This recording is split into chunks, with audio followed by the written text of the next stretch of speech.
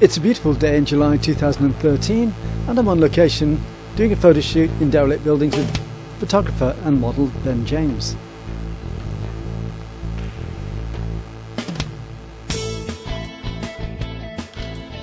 So it's Ben James doing a photo shoot in July 2013 over at Mount Edgecombe. Yeah. So what are you looking for in the way of taking pictures, Ben? Something different, to be honest, something that people wouldn't really catch with the naked eye. Uh-huh. So it's just making what people think looks boring interesting. Yes. And a different perspective of it, different angles. So would you say that photography has made you see the world differently? Yeah, totally. Where before I used to do photography, I wouldn't look at a flower without like thinking it was boring or it's not interesting, but now it's I just like find it like a lot more interesting. I do a lot of macro. Yes. So then when I'm taking a photo of a flower, I see right inside. I see like inside every tiny petal, everything. So every detail is a lot clearer, and it's a sense of satisfaction that when people see my work, they see how a flower like really is. Yeah. You know. So how long have you been shooting macro? Well, I've been doing it for like a couple of months, but I never really got into it until like a couple of weeks ago, actually, when I started like taking photos of like bugs and stuff and getting really close up. And the detail you see in a bee or a butterfly or a ladybird is amazing when you're using something like that can get so close. Yeah. Which people don't usually see. So what camera are you shooting on at the moment? At the moment I've got a Fuji HS10. Yeah. It's not bad. It does the job. But obviously looking to progress in something a little bit better. So you've had this one for about 2 years now. Yeah. Ish, yeah. What sort of camera would you like? Well, the camera I want is a Nikon D3100. Yeah. Which is perfect. It's a beginner DSLR, so because obviously this is a bridge camera, and I've never used a digital DSLR, so it's a beginner, so it tells you the things to do, so that'd be perfect. And then obviously when I'm more comfortable with a DSLR like later years, then I'll progress to getting something a little bit more professional. So, what sort of sizes can you blow the image up from on this camera? I'm not entirely sure. I've never... Probably to about 10.8 or something like that. Yeah, probably. I've never really done much bigger than standard size, so... Yeah. So what would you photograph in here, in this building? You just photograph the light? Yeah, and lights as well. I like to photograph stuff that tells history, that tells some inkling of what it was used for. Yeah. So obviously they've been standing here for Second World War, so. Yeah, the building has, but the graffiti changes every year. Yeah. You never see anybody in here doing the art, but every time I come it's different form of art in here. Yeah. Different art in here.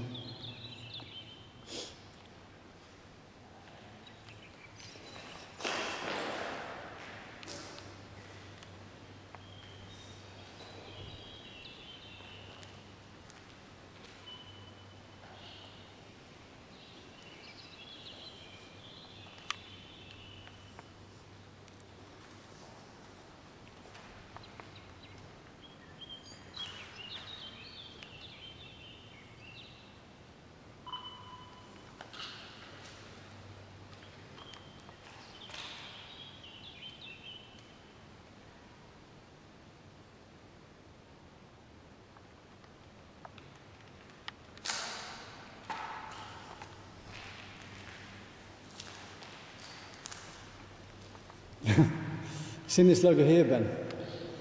Days like this I want to give up work in Asda.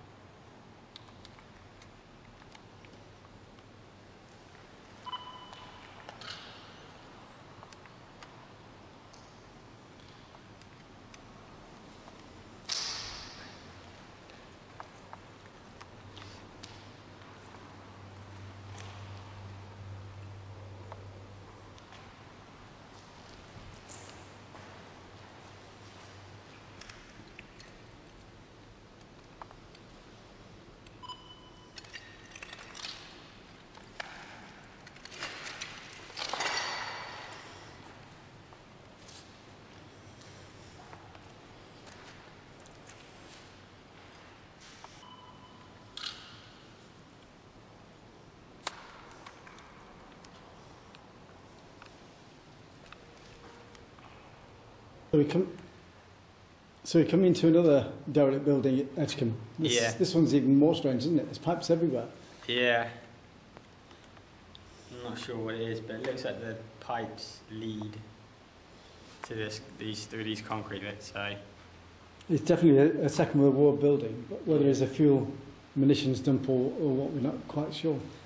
Because there's so many bits and pieces to it, and you know, it's hard to put into any sort of order.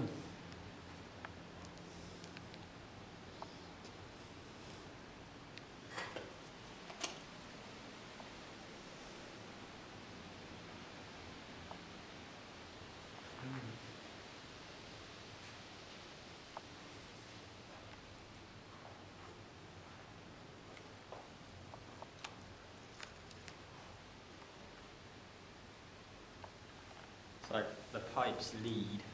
I reckon there's pipes down there. Yeah. On that wall. And they must cross over to these.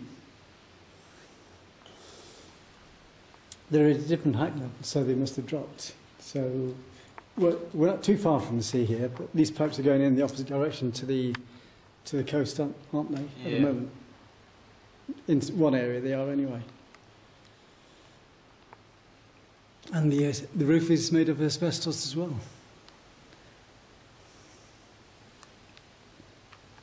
That's probably why they haven't pulled it down. Probably. On the wall again? Yeah.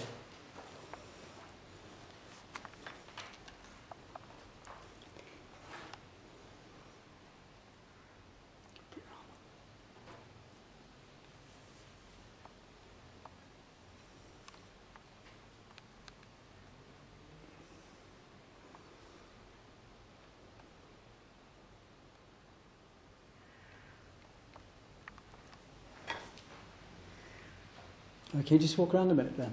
Yeah.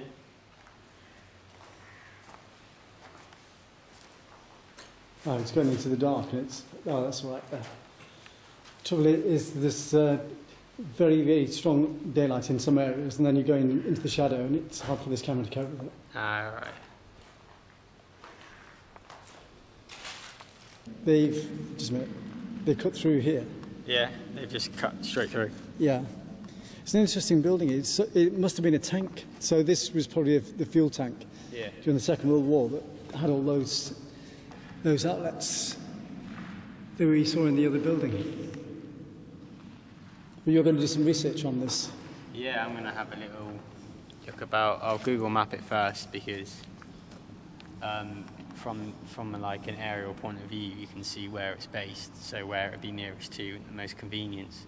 And by that, like doing that way, you can tell what it would exactly be used for. Yeah. But there's no living quarters, so it has to be like for fuel or some of that purpose only. There's no other buildings, from what I can see, that they would be living here. So it's probably isn't there like a town or something around here? Yeah. It's probably they walk and lived there and like worked here. Or came over from Devonport. Yeah, or could have done that. Yeah. Because it's obviously a military site.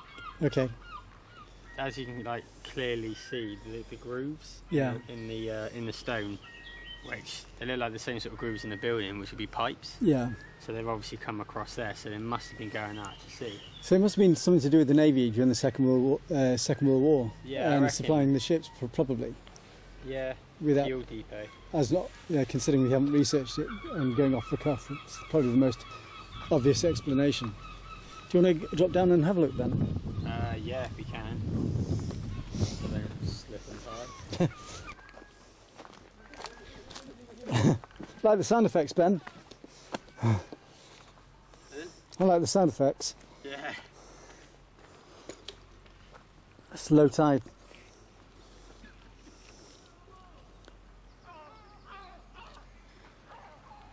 Lovely, isn't it? Beautiful, isn't it? It's like Devon here today. Yeah. Or is it heaven?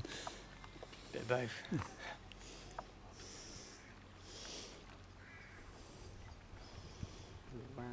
It's like being in the Mediterranean, isn't it? When you get weather like this. We've waited about 4 or 5 years to get this sort of summer that we're getting at the moment. It's great. Finally, it's decent.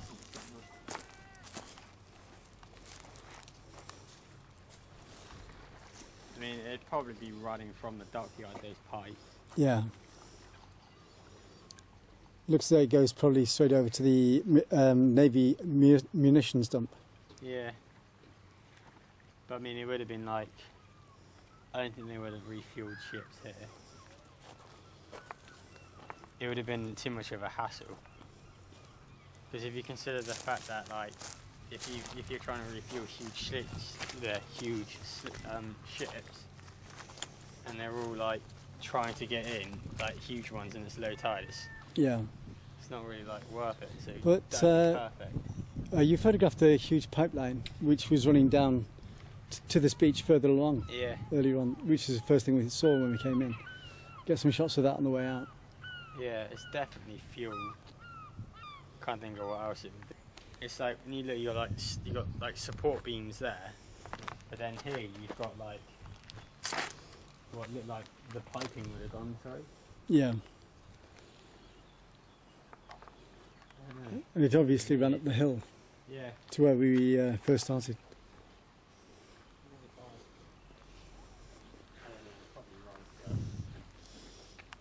It just looks a bit weird.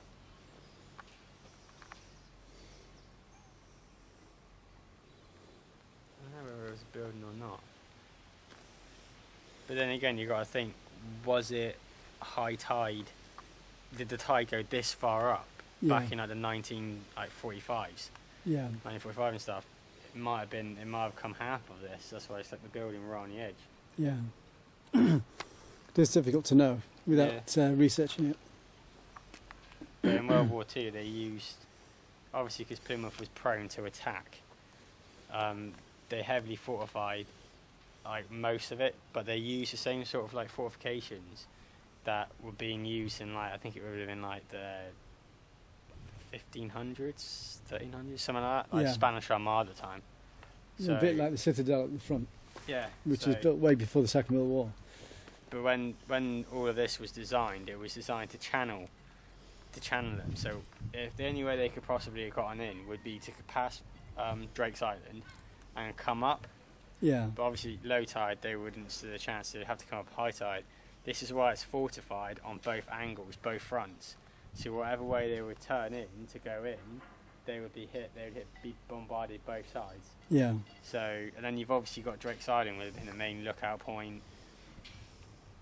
But as obviously time's progressed, and then World War II, they've like gone out further and used like bigger guns, but they've still used, like, Plymouth is perfect. Like the way that Plymouth is faced is perfect for like fortifying it. So yeah, one side of Drake's Island they put a fortification in as well, because they on most of the tide you can't get through. There's only certain areas that you can get through. Yeah, they've put in World War II they put submarine traps. Yeah. Which basically like giant teeth on sticking the out of the water. side. Yeah. And then on the side that's facing out to sea, that's what they've heavily fortified.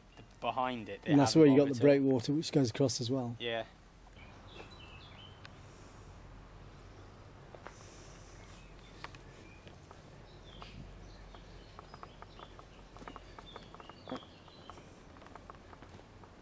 Yeah.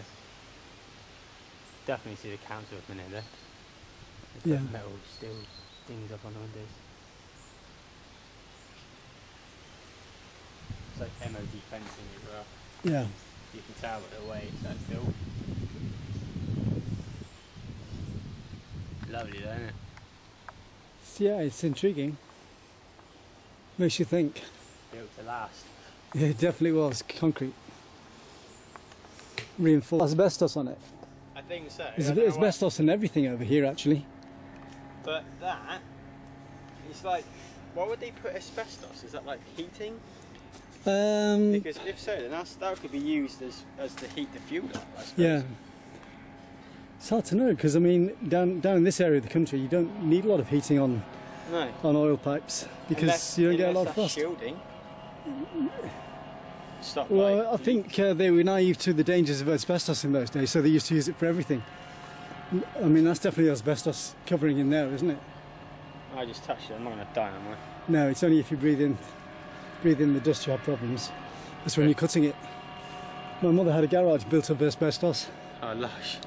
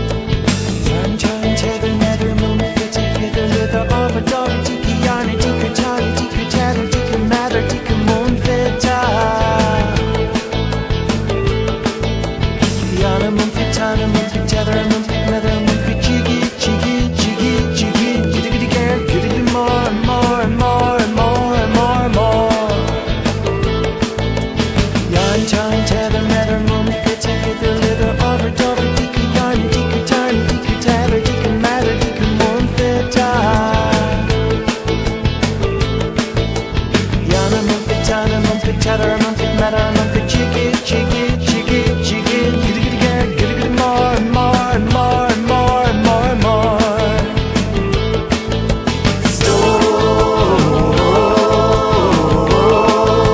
Stonefish, stonefish, stonefish, stonefish.